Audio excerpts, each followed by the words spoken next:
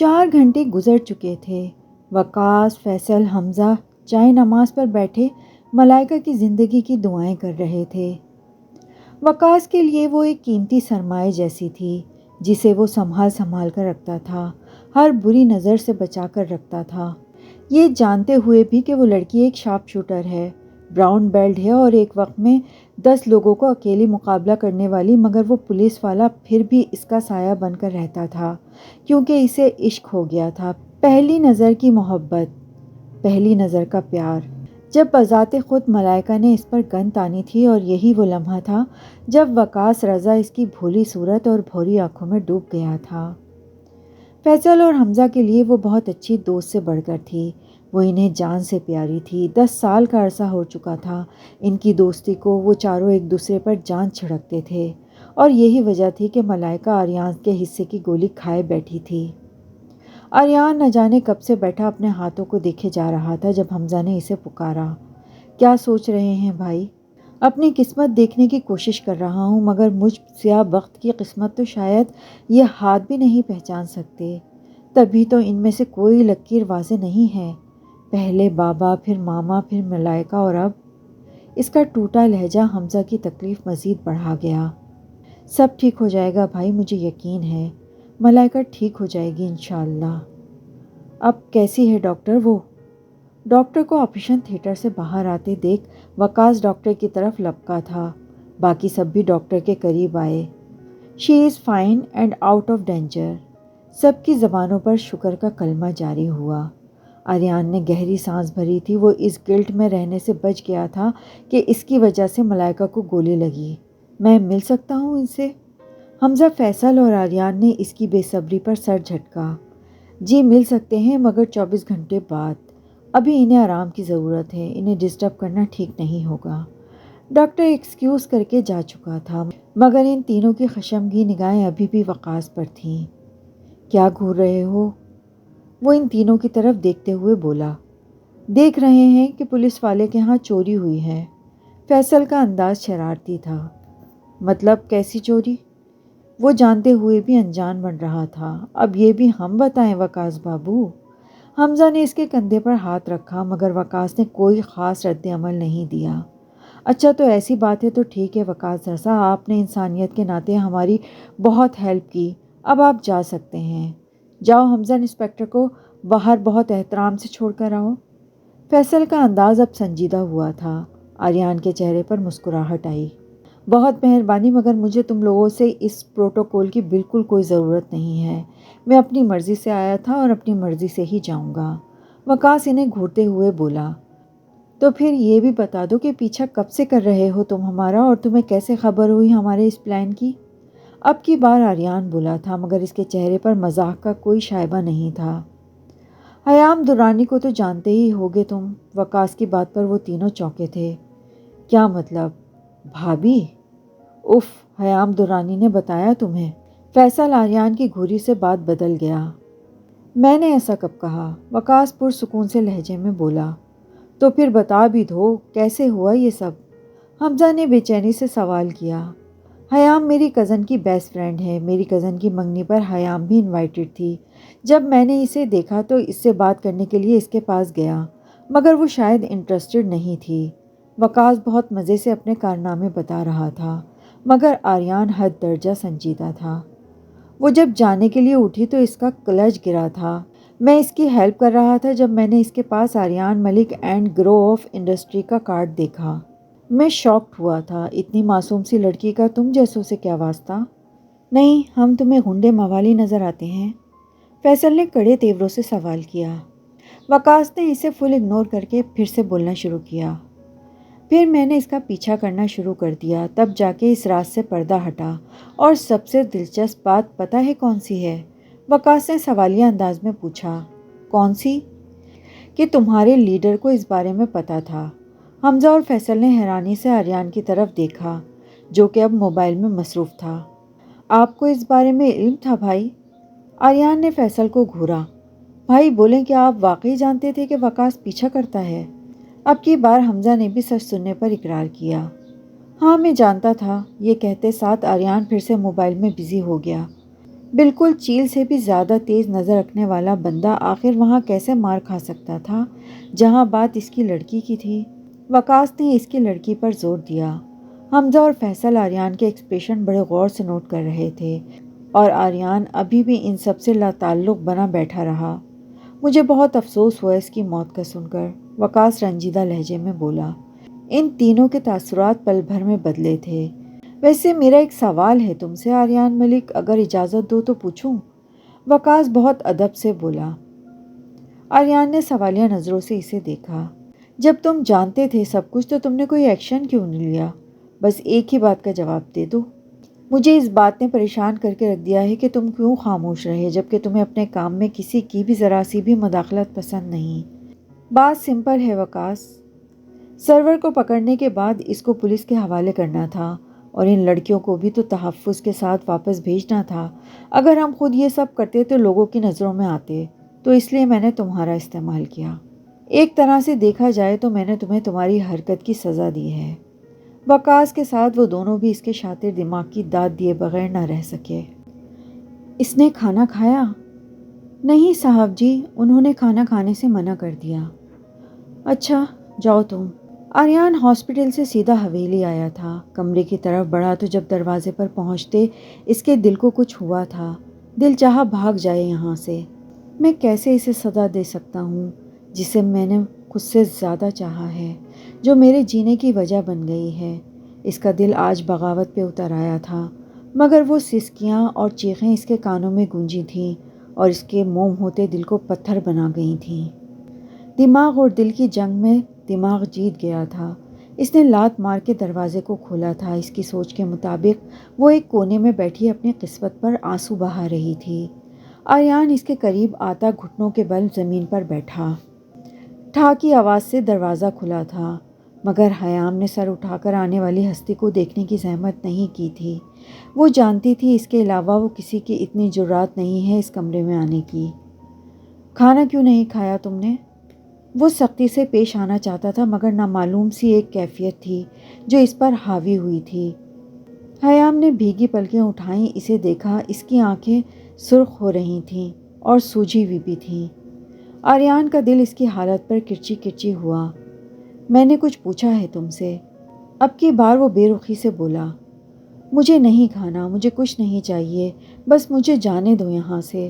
مجھے میرے بابا کے پاس جانا ہے، وہ تکلیف میں ہوں گے۔ میں کچھ نہیں جانتی تم کس کے بدلے کی بات کر رہے ہو، کون سا بدلہ تم نے لینا ہے، کون سا ڈرامہ کھیلا ہے تم نے میرے ساتھ۔ مجھے بس یہاں سے جانے دو۔ مجھے کچھ نہیں معلوم سوائے اس کے کہ میرا یقین کہتا ہے کہ میرے بابا کبھی کسی کے ساتھ غلط نہیں کر سکتے۔ وہ ایسے نہیں ہیں، تمہیں ضرور کوئی غلط فہمی ہوئی ہے۔ پلیز آریان، مجھے جانے دو یہاں سے۔ حیام نے ایک بار پھر اس کے آگے ہاتھ جوڑ دیے۔ آریان بس خاموشی سے اسے دیکھ رہا تھا اور سن رہا تھا۔ ٹھیک ہے، تم چلی جانا یہاں سے۔ حیام کو اپنے کانوں پر یقین نہیں آیا۔ مگر میری بات سننے کے بعد؟ حیام نے سوالیہ نظروں سے اس کی طرف دیکھا اور آریان وہیں اس کے پاس زمین پر بیٹھ گیا۔ ہماری ایک چھوٹی سی مگر خوبصورت سی فیملی تھی۔ میرے بابا اور ماما کی ڈائیورس ہو چکی تھی کیونکہ میرے باپ نے میری ماں پر الزام لگایا تھا کہ ان کے اپنے دیور کے ساتھ ناجائز تعلقات ہیں۔ اس کے علاوہ بھی کئی الزام تھے جو میری ماما اپنی من پسند شادی کے 1 مہینے بعد ہی سنتی آ رہی تھیں، مگر میری ماما ہمیشہ خاموش رہتی تھیں کیونکہ ان کا اس دنیا میں بابا کے سوا کوئی نہیں تھا۔ ایک دن میں نے جنم لیا، دونوں بہت خوش تھے، گھر میں خوشیوں نے دستک دی تھی۔ میری ماں بہت زیادہ خوش تھی، مگر وہ الزامات ویسے ہی رہے، وقت کے ساتھ ساتھ مزید بڑھتے گئے۔ نوبت یہاں تک آن پہنچی کہ میرا باپ ماما کو مارنے اور پیٹنے لگا اور وہ بھی چپ چاپ میری خاطر سب سہتی رہتی۔ پھر ایک دن قیامت ٹوٹی۔ میں 8 سال کا تھا۔ میرا باپ شراب کے نشے میں دھت گھر میں داخل ہوا اور میری ماں کو جانوروں کی طرح پیٹنے لگا۔ وہ روتی رہیں، چیختی رہیں، مگر ان کو ترس نہ آیا۔ میں چھوٹا سا بچہ آخر کیا اپنی ماں کو تحفظ دیتا، بس اپنی آنکھیں بند کیے، کانوں پہ ہاتھ رکھے ٹیبل کے نیچے چھپ گیا۔ تب ہی چاچو اور چاچی اپنی بیٹی کے ساتھ حویلی میں داخل ہوئے اور انہیں میرے باپ کے ظلم سے بچا کر چاچو نے ان سے لڑائی کی اور میری ماں کے حق میں بولنے کی کوشش کی، مگر انہوں نے الٹا چاچو پر ہی الزام لگا دیا کہ ان کے میری ماں کے ساتھ आर्यान के गले में आंसुओं का फंदा लगा था। वो वहाँ से उठकर खड़ा हुआ। हयाम बस आंसू बहाती इसे सुन रही थी। इसे आर्यान की तकलीफ़ महसूस हो रही थी।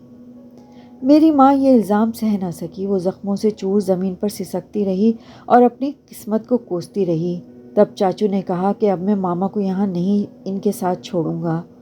मगर मेरा बाप इस बात पर भी राज़ी नहीं था, और राज़ी हुआ भी तो इस बात पे कि वो इन्हें तलाक दे देंगे। और मामा या चाचू कुछ बोलते, उन्होंने उससे पहले ही मेरी माँ को तलाक दे दी। मेरी माँ जिस बात से डरती थी, जिसकी वजह से इसने इतनी मारें बर्दाश्त की थीं, आज वही डर इनका सच हो गया था।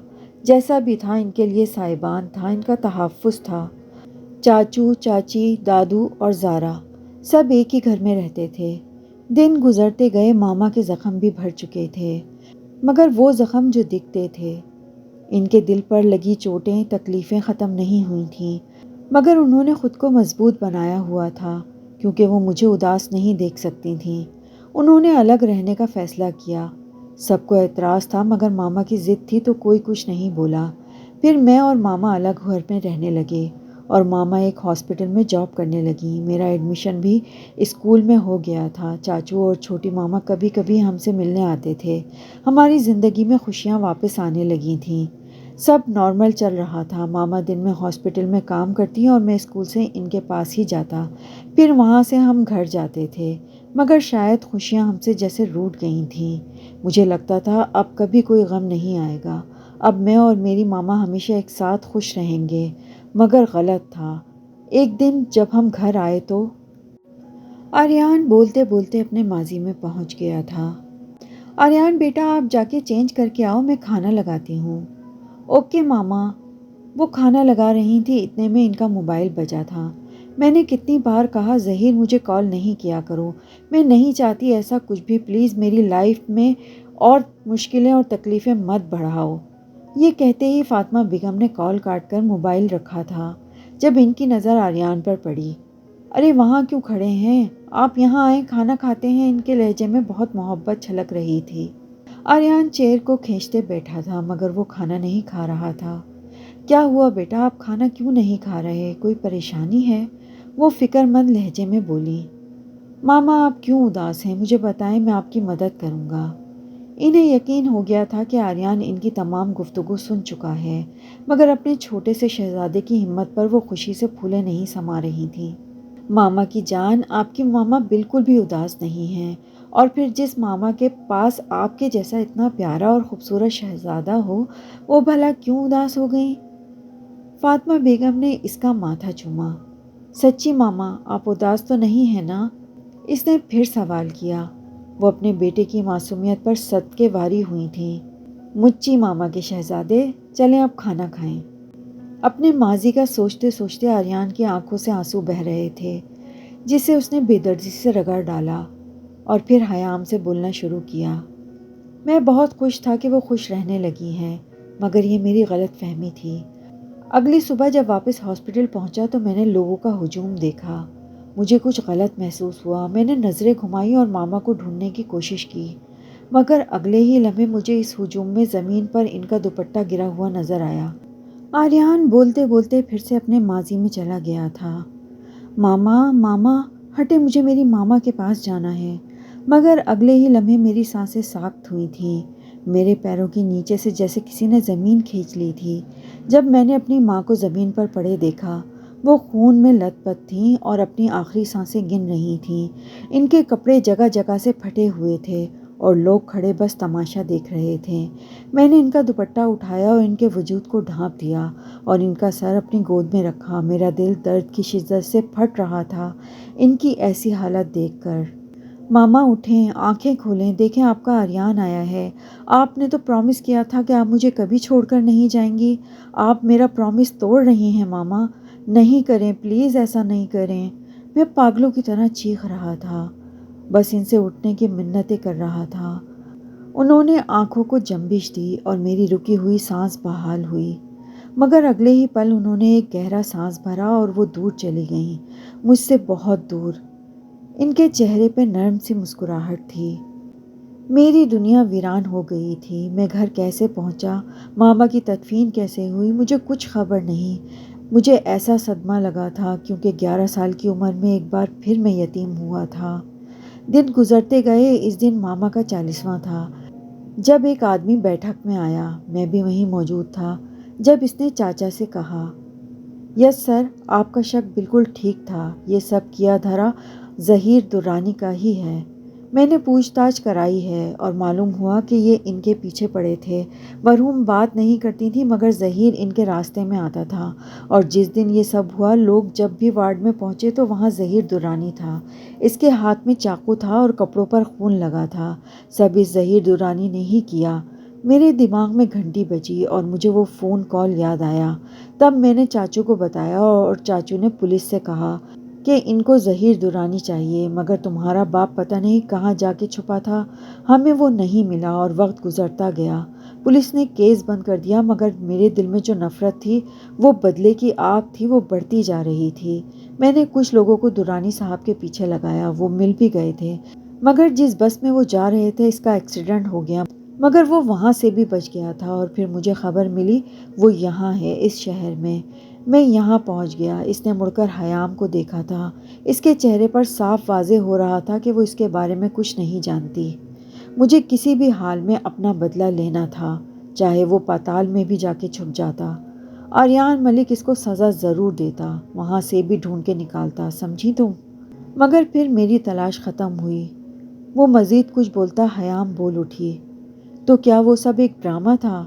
کیا وہ محبت بھی اس بدلے کا حصہ ہی تھی جس کا تم دعویٰ کرتے تھے؟ وہ ایک توقف کے بعد بولا، ہاں بالکل۔ ایک لفظی جواب آیا تھا اور چھناک کی آواز تھے۔ حیام کا دل بے تحاشا ٹکڑوں میں ٹوٹا تھا۔ تو تم مجھ سے محبت نہیں کرتے تھے؟ حیام ٹرانس کی کیفیت میں بولی، محبت، اور وہ بھی اس لڑکی سے جس کی وجہ سے میری ماں کی موت ہوئی، جس کی وجہ سے میں پل پل اذیت میں گزرا۔ میں اس گھٹیا شخص کی بیٹی سے کبھی محبت نہیں کر سکتا، اور تم بھی تو اسی کی ہی اولاد ہو، حیام درانی، اسی جیسی ہو نا؟ وہ انتہائی مغروریت سے بولا تھا۔ حیام کو ایسے لگا اس کے کانوں میں پگھلا ہوا سیسا انڈیل دیا ہو۔ وہ آنکھوں میں بے یقینی لیے اسے تک رہی تھی۔ مگر جو بھی تھا، تمہاری لڑائی میرے خاندان سے تھی، تو تم نے میرا استعمال کیوں کیا؟ تم نے میرے ساتھ وہ محبت کا ڈھونگ کیوں رچایا؟ وہ روتی حلق کے بل چلائی تھی، میری دشمنی تمہارے باپ سے ہے۔ اسے تکلیف دینے میں اتنا مزہ نہ آتا جتنی تکلیف اسے اپنی بیٹی کو تکلیف میں دیکھ کر آتا، اس لیے ضروری تھا یہ محبت کا کھیل کھیلنا۔ اب تمہارا باپ بھی تڑپے گا، بلکہ ویسے ہی جیسے میں تڑپا تھا اپنی ماں کو دیکھ کر۔ آنکھوں میں آنسو لیے حیام اسے بے یقینی سے دیکھ رہی تھی، چہرے پر کرب کے سائے لہرا رہے تھے۔ تو تمہیں کبھی مجھ سے محبت نہیں تھی؟ اس کو اپنی آواز کسی کھائی سے آتی سنائی دی۔ وہ پھر سے خود کلامی میں تھی، جیسے خود کو یقین دلا رہی ہو کہ اسے بس خواب دکھائی دے رہا ہے۔ تو زندہ کیوں رکھا ہوا ہے مجھے اب تک؟ لو بدلہ اپنا، تمہارے سامنے ہوں میں، لو اپنا بدلہ۔ حیام نے اپنا دوپٹہ اتار کر پھینکا، اپنا بدلہ پورا کرو آریان ملک، وہ روتی ہوئی چلائی تھی۔ آریان کے ماتھے پر بل پڑے تھے اور کمرے میں تھپڑ کی آواز گونجی تھی۔ آریان کا بھاری ہاتھ حیام کے منہ پر پڑا تھا اور وہ زمین میں جا گری تھی۔ خبردار جو تم نے مجھے اپنے باپ جیسا سمجھنے کی کوشش بھی کی۔ کیوں؟ کیا ہوا؟ اب کیا فرق ہے تم میں اور میرے بابا میں؟ حیام اس کے گریبان کو پکڑے ہذیانی انداز میں چلائی تھی، بولو، خاموش کیوں ہو؟ بدلہ لینا تھا نا تمہیں، اس لیے یہاں لائے تھے، تو لو نا بدلہ، پورا کرو اپنا بدلہ۔ وہ بولتی جا رہی تھی اور کمرے کی ہر چیز تہس نہس کرتی جا رہی تھی۔ کافی سارے کانچ اس کے ہاتھ میں پیوست ہوئے تھے، مگر وہ چیختی ہوئی سب کچھ برباد کر رہی تھی۔ آریان کو وہ کوئی جنونی لگ رہی تھی۔ آخر وہ تھک ہار کر زمین پر بیٹھ گئی۔ آریان چلتا ہوا اس کے پاس آیا۔ تکلیف ہو رہی ہے؟ آریان نے اسے تنفر سے دیکھا۔ آنکھوں میں چھلکتی تکلیف اور بے تحاشا دکھ۔ حیام نے اپنا منہ موڑا۔ جب خواب ریزہ ریزہ ہوتے ہیں تو ایسی ہی تکلیف ہوتی ہے جیسے تمہیں ہو رہی ہے۔ اس کے لہجے میں سنجیدگی تھی۔ وہ ہنوز سر نیچے جھکائے بیٹھی تھی۔ میں بھی ایسی ہی تکلیف سے گزر رہا ہوں پچھلے 20 سالوں سے۔ تم تو ابھی سے ہار گئیں، مگر میرا سوچو، میں تو پتہ نہیں کب سے اکیلے اس اذیت سے لڑ رہا ہوں۔ حیام نے نظر اپنے زخمی ہاتھوں پر سے ہٹا کر اس کو دیکھا۔ اس کی آنکھوں میں موجود درد کی شدت، دل چیرتی اذیت، حیام کو دل کو کچھ ہوا تھا۔ میں نہیں مانتی تمہاری جھوٹی کہانی کو آریان ملک، میرے بابا کبھی کسی عورت ذات کی عزت کو پامال نہیں کر سکتے۔ وہ دھیمے مگر پر اعتماد لہجے میں بولی۔ مگر تمہیں بدلہ لینے کی دقت نہیں کرنی پڑتی، تم مجھ سے محبت کا ڈرامہ کر کے چھوڑ دیتے۔ یقین کرو آریان ملک، میں پل پل سسکتی روتی تڑپتی، مگر مجھے موت نہ آتی۔ تم بھی تو یہی چاہتے تھے نا؟ وہ روتی ہوئی اسے مشورہ دے رہی تھی۔ اس کا ایک ایک لفظ آریان کو چابک کی طرح لگ رہا تھا۔ اس نے سختی سے اپنی آنکھیں میچیں۔ ایک بات یاد رکھنا آریان ملک، حیام درانی کو تمہارا دھوکہ ہی مار گیا ہے۔ تمہیں یہ بدلہ لینے کی ضرورت ہی نہیں ہے۔ یہ میرا وجود تمہارے سامنے، میری روح تمہاری محبت کے دھوکے میں ماری گئی ہے۔ تم نے مار دیا ہے مجھے آریان ملک، خوش ہو جاؤ، تمہارا بدلہ پورا ہو گیا۔ اس کے بازوؤں کو ہلائے پاگلوں جیسے بول رہی تھی۔ آریان کے چہرے پہ طنزیہ مسکراہٹ آئی۔ جیتے جی مار دیا تم نے، مگر پھر بھی اپنی تسکین کے لیے تم مجھ سے بدلہ لے سکتے ہو۔ حیام کا ہاتھ پھر سے دوپٹے تک پہنچا تھا۔ آریان کے ماتھے کی رگیں تنی تھیں۔ ایک بھی پل ضائع کیے بنا اس نے حیام کے گلے کو دبوچا تھا۔ اس کی گرفت اتنی سخت تھی کہ حیام کی آنکھیں باہر کو ابل آئیں۔ وہ زور زور سے کھانسنے لگی۔ میں تمہارے باپ کی طرح اتنا بےغیرت نہیں ہوں حیام درانی، یہ بات اپنے دماغ میں بٹھا لو۔ اس نے بے رحمی سے اس کو بیڈ پر پٹخا۔ اور ہاں، تم یہیں رہو گی۔ جس دن میرا دل کرے گا تمہیں پھینک آؤں گا تمہارے باپ کے در پر۔ تمہیں مار بھی سکتا ہوں، مگر تمہیں مرا ہوا دیکھ کر اسے اتنی اذیت نہیں ہوگی جتنی تمہیں زندہ دیکھ کر ہوگی۔ پل پل تڑپے گا وہ اپنی بیٹی کو اذیت میں دیکھ کر، اور تب جا کر میری اتنے سالوں کی محنت پوری ہوگی۔ اس کے ارادے سنتے ہوئے وہ سکتے میں آئی تھی۔ حیام نے آریان کا وہ روپ دیکھا تھا جو شاید اس نے خواب میں بھی نہیں سوچا تھا، مگر یہی حقیقت تھی۔ وہ روتی چلاتی رہی، مگر وہ بے رحم بنے کمرے کو لاک کیے باہر جا چکا تھا۔ اپنے کمرے میں داخل ہوتے اس نے دروازہ بند کیا۔ اس میں کھڑے ہونے کی سکت نہیں بچی تھی۔ وہ زمین پر ہی بیٹھتا چلا گیا۔ اپنا سر گھٹنوں پر ٹکائے وہ گھنٹوں اسی پوزیشن میں بیٹھا رہا۔ اپنی محبت کا خود اپنے ہاتھوں سے قتل کرنے والا شاید وہ پہلا شخص تھا۔ اپنی محبت کو خود بدلے کا نام دے آیا تھا۔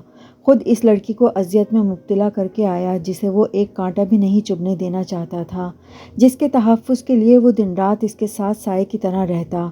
آج خود اپنے ہاتھوں سے سب برباد کر آیا تھا۔ وہ سب ہار آیا۔ وہ آنکھیں بند کیے حیام کی کئی باتیں سوچ رہا تھا جب اسے کچھ یاد آیا اور وہ کمرے سے نکلتا چلا گیا۔ اسے اپنے پاؤں کے پاس کچھ محسوس ہوا۔ حیام نے ڈرتے ہوئے سر اٹھا کر دیکھا، مگر آریان ملک کو فرسٹ ایڈ باکس لیے اپنے پاس کھڑے دیکھ واپس اپنا سر گھٹنوں میں گرا لیا۔ وہ بھی بغیر کچھ بولے اس کے پاس ہی زمین پر بیٹھ گیا اور حیام کا ہاتھ پکڑے اس کے زخموں کا معائنہ کرنے لگا۔ وہ شخص بھی عجیب تھا۔ وہ پہلا شخص تھا اس دنیا کا جو بدلہ لینا چاہتا تھا اور زخم بھی دیتا تھا، مگر پھر خود ہی ان زخموں پر مرہم لگانے آ جاتا تھا۔ حیام نے بے دردی سے اپنا ہاتھ اس کے ہاتھ سے جھٹکا۔ خبردار آریان ملک، اگر اب تم نے مجھے چھونے کی کوشش بھی کی تو میں تمہاری جان لے لوں گی۔ اب یہ دکھاوا کس بات کا ہے؟ پہلے زخم دیتے ہو پھر مرہم لگانے آ جاتے ہو۔ خاموش ہو جاؤ لڑکی، مجھے تمہارے زخموں پر مرہم رکھنے کا کوئی شوق نہیں ہے، مگر نئے زخم دینے کے لیے پرانے زخموں کو ٹھیک تو کرنا ہوگا نا۔ اسے لگا تھا جیسے کسی نے اس کا دل پیروں تلے رون دیا ہو۔ آنکھوں سے ٹپ ٹپ آنسو بہنے لگے۔ آریان ملک اس کے ہاتھ کو اپنے ہاتھ کی مضبوط گرفت میں لیے پٹی کر رہا تھا۔ حیام نے ہاتھ چھڑانے کی کوشش نہیں کی، وہ بس خاموشی سے بیٹھی اپنی قسمت پر سوگ منا رہی تھی۔ اس کے دل میں جو ایک امید کا دیپ ابھی ابھی جل اٹھا تھا، وہ آریان ملک نے اسے بھی بے دردی سے چکنا چور کر دیا تھا۔ تمہیں خوف نہیں آتا کیا اس ذات سے؟ وہ گھٹی گھٹی آواز میں اس سے سوال کر رہی تھی، مگر نظریں ابھی بھی کسی غیر مرئی نقطے پر جمی تھیں۔ حیام کے سوال پر آریان کی حرکت کرتے ہاتھ رکے۔ کس بات کا خوف؟ میرے صبر کو آزمانے کا خوف۔ آریان نے اس کی طرف دیکھا تھا، دونوں کی نظریں ملیں۔ اگر تکلیف میں وہ تھی تو خوش آریان بھی نہیں تھا۔ دونوں کے دلوں میں چھپے درد آنکھوں سے چھلک رہے تھے۔ نہیں، آریان کے ایک لفظی جواب پر حیام رخ موڑ گئی۔ مگر بہت جلد یہ خوف محسوس ہوگا تمہیں آریان ملک، یاد رکھنا۔ حیام کے لہجے میں تلخی تھی۔ بد دعا دے رہی ہو مجھے؟ نہیں، کیونکہ تمہیں میری بد دعا نہیں، میرا صبر لگے گا، میرے آنسو لگیں گے۔ آریان کے چہرے پر تلخ مسکراہٹ آئی۔ تم بھی ایسی ہی اذیت کاٹو گے، یاد رکھنا۔ اس کی سسکیاں کمرے میں ابھرنے لگیں۔ جس کی ماں اس کی نظروں کے سامنے اسے اس جہنم جیسی دنیا میں اکیلا چھوڑ گئی ہو، اسے تم اذیت کے خوف سے نہیں ڈرا سکتی حیام دورانی۔ اس کے لہجے میں ایسا کچھ تھا کہ حیام اس کی طرف دیکھنے پر مجبور ہوئی۔ کھانا کھا لو گی تو اس قید میں رہنے کی طاقت ملے گی، ورنہ اپنے باپ سے ملے بغیر ہی مر جاؤ گی۔ وہ صفاقی کی حد کر گیا تھا۔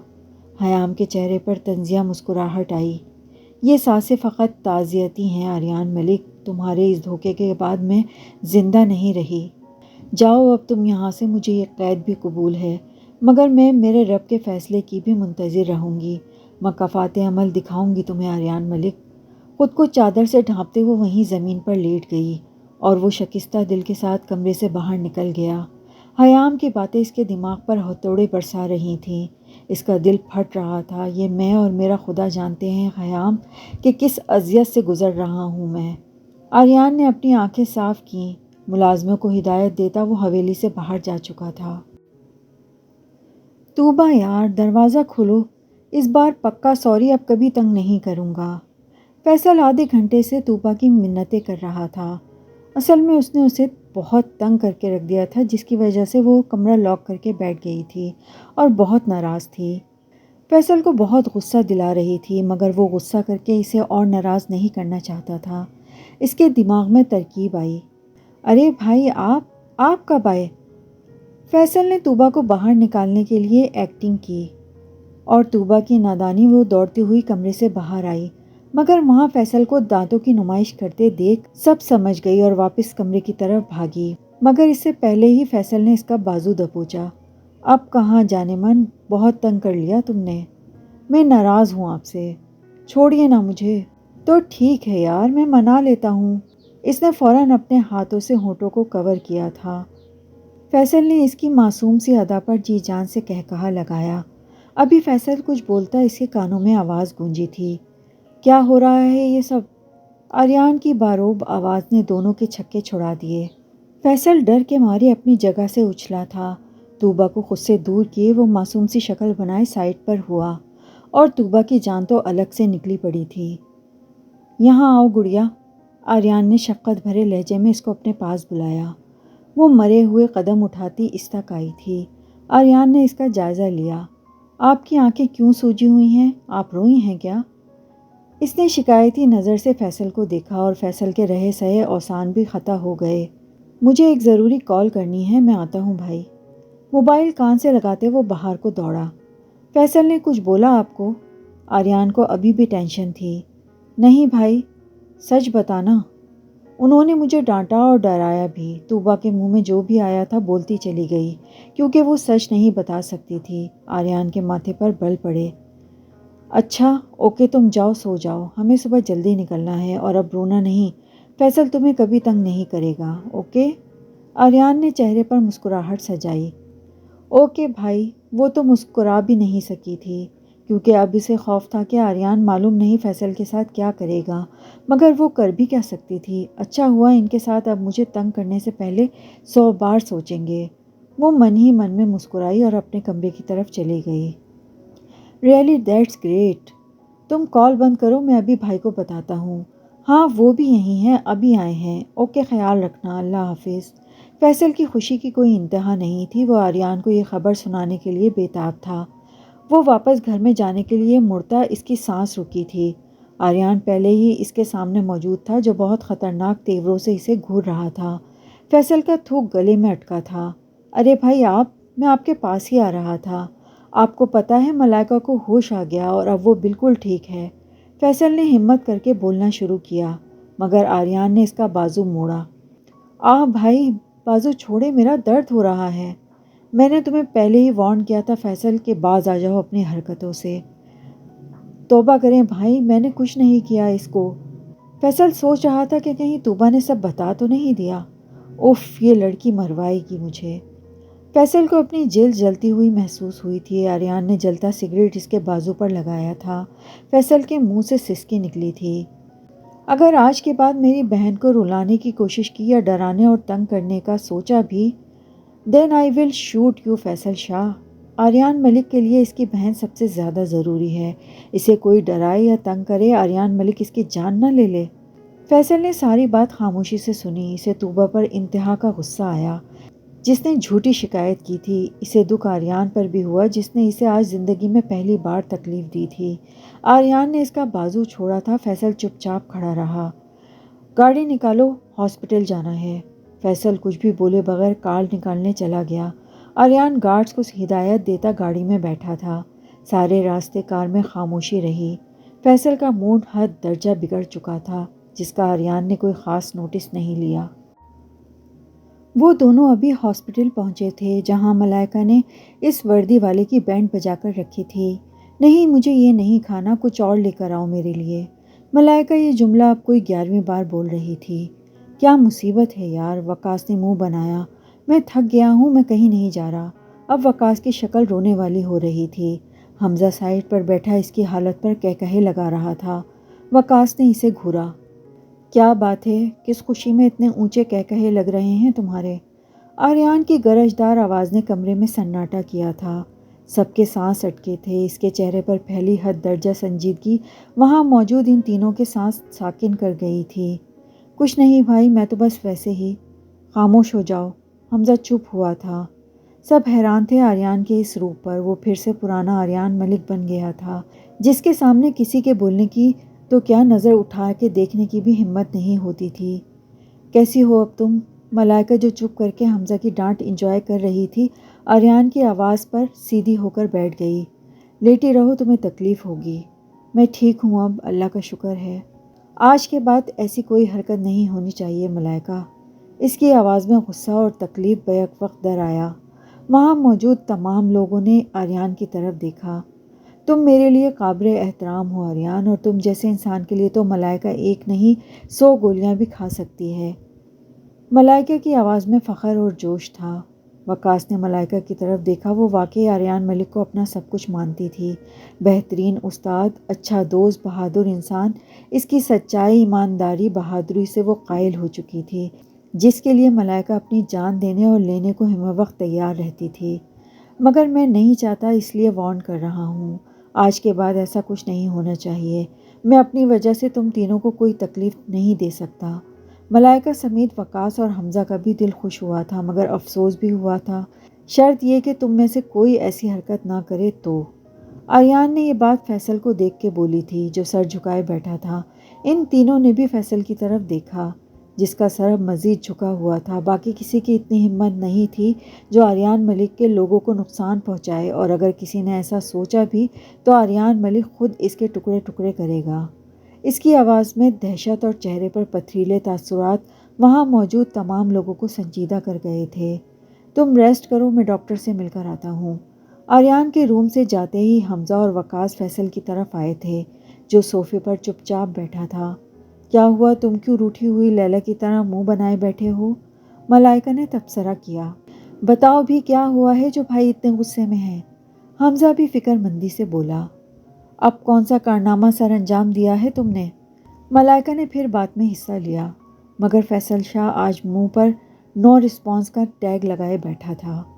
حمزہ کو تب چڑھی تھی۔ جیسے ہی اس نے فیصل کا بازو پکڑا، اس کے منہ سے آہ نکلی۔ حمزہ نے فوراً بازو دیکھا۔ یہ کیا ہوا ہے؟ یہ تو سگریٹ کا نشان ہے۔ فیصل نے بازو چھڑایا۔ تو کیا مطلب، بھائی نے تمہیں سزا دی؟ ملائکہ اور وقاص بھی حیران تھے، کیونکہ آریان فیصل پر جان چھڑکتا تھا۔ وہ کیسے اس کے بازو جلا سکتا تھا، وہ بھی اتنی بری طرح؟ وہ سب ابھی صحیح سے حیران بھی نہیں ہوئے تھے کہ آریان واپس روم میں آیا، اور وہ سب یکدم الرٹ ہو کر بیٹھے۔ کوئی پریشانی ہے کیا؟ ملائکہ آریان کو پریشان دیکھ کر اس سے پوچھ بیٹھی۔ ہاں پریشانی تو ہے۔ وہ کیا؟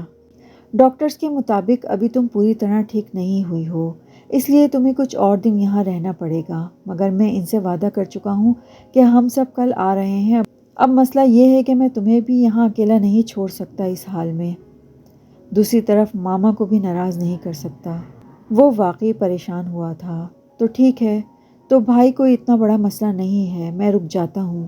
ملائکہ کے پاس آپ لوگ جائیں۔ ملائکہ کے الفاظ ابھی منہ میں ہی تھے کہ حمزہ نے لقمہ دیا، مگر آریان کی گھوری نے اسے چپ کرایا۔ وہ سب جانتے تھے کہ حمزہ بس کوئی بھی بہانہ کر کے یہاں رکنا چاہتا ہے، مگر آریان کے مطابق اس کا وہاں جانا سب سے زیادہ ضروری تھا۔ میں رک جاتا ہوں یہاں، آپ سب جائیں۔ آخر اتنی دیر کی خاموشی کے بعد وہ بول ہی پڑا۔ میرا ویسے بھی وہاں جانے کا کوئی موڈ نہیں ہے، آریان کی گھوری پر فیصل نے تفصیل دی تھی۔ نہیں یار تم جاؤ۔ نہیں، میں نے کہا نا تم جاؤ۔ نہیں، تم دونوں جاؤ، ملائکہ چیخی تھی۔ تمہیں کیا مسئلہ ہے میرے یہاں رکنے سے؟ حمزہ کی تیوری چڑھی۔ تو تم یہاں آخر رکنا کیوں چاہتے ہو؟ ملائکہ اس سے بھی تیز آواز میں بولی۔ تم دونوں منہ بند کرو، حمزہ تم جاؤ، میں رکتا ہوں۔ وقاص ان تینوں کی لڑائی بہت مزے سے انجوائے کر رہا تھا۔ ان تینوں کی حالت پر آریان نے افسوس سے سر جھٹکا۔ Just shut up! آریان کی دھاڑ سے وہ تینوں اپنی اپنی جگہ جم گئے۔ کوئی نہیں رکے گا تم دونوں میں سے یہاں۔ وقاص کیا تم رک سکتے ہو یہاں جب تک ہم واپس نہیں آ جاتے؟ آریان نے مؤدبانہ انداز میں پوچھا۔ وقاص کی تو جیسے لاٹری نکل آئی تھی۔ ہاں مجھے کوئی مسئلہ نہیں ہے، تم فکر مت کرو، جاؤ۔ ملائکہ کا ہاتھ اپنے سر پر گیا تھا، مگر وہ آریان کے فیصلے کے سامنے کچھ نہیں بول سکتی تھی۔ تو بس ٹھیک ہے، ڈن ہوا، تم دونوں اپنی اپنی تیاریاں کر لینا، صبح 8 بجے ہمیں نکلنا ہے۔ مگر میں نہیں جانا چاہتا، فیصل کسی روٹھے ہوئے بچے کی طرح بولا تھا۔ میں پوچھ نہیں رہا، آرڈر دے رہا ہوں، اس کے بعد مجھے ایک لفظ بھی نہیں سننا، وہ غصے میں کہتا کمرے سے واک آؤٹ کر گیا۔